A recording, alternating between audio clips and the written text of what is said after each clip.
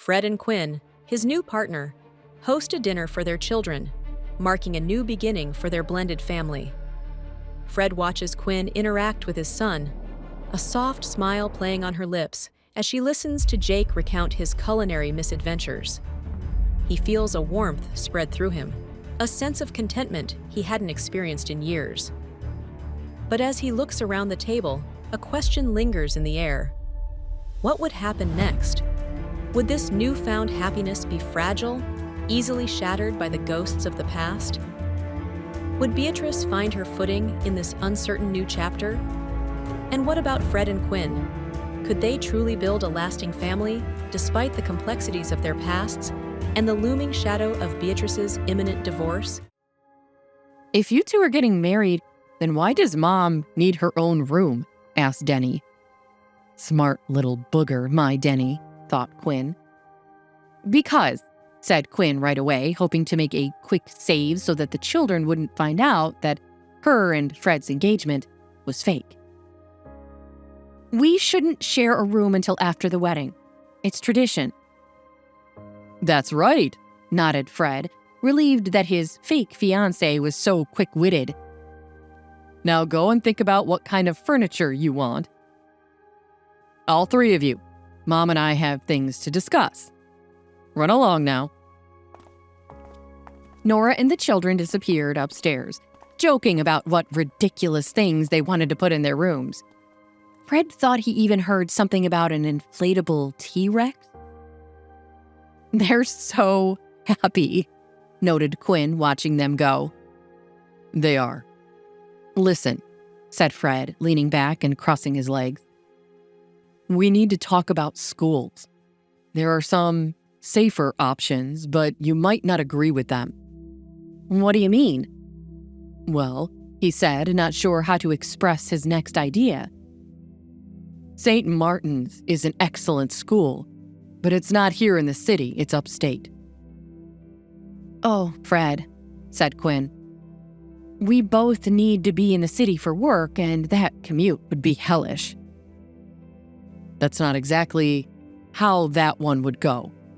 The kids would live there. We'd drop them off, and they'd live at the school in the dorms. And it's a top-notch place. They have every conceivable amenity a child would need or even want.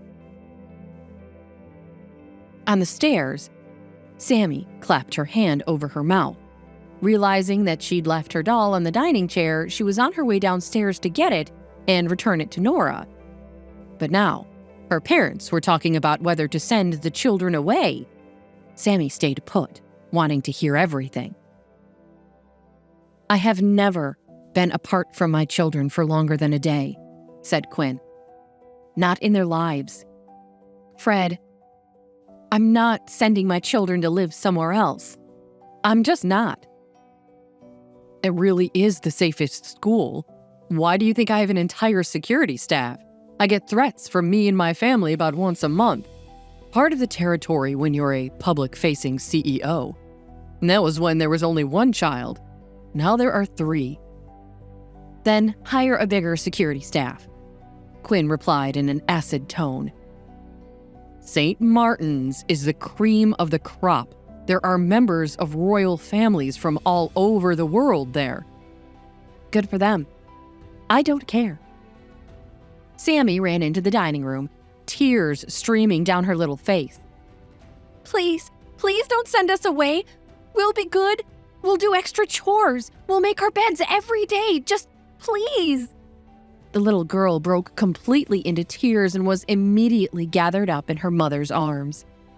Sweetie, began Fred, we were just talking about the different options that you might have for going to a safe and friendly school. We haven't decided anything yet, okay? Why can't they just go to the school I put Sammy and Denny in already? It's a nice private school, and Jake has already been there when he was pretending to be Denny. They both really liked it there. And they can still live here. With the money you'll save from not having to send them to St. Martin's, you can hire that extra security. Fred's heart melted, seeing the child cry into her mother's chest with big, heaving sobs. He couldn't bear to make her so sad. Come to think of it, things seemed like they were happy, just the way they were. I think that's a fine idea, Dr. Murphy. We'll do it your way. Hear that, Sammy? You'll just be going right back to the same school. I'm sorry I upset you.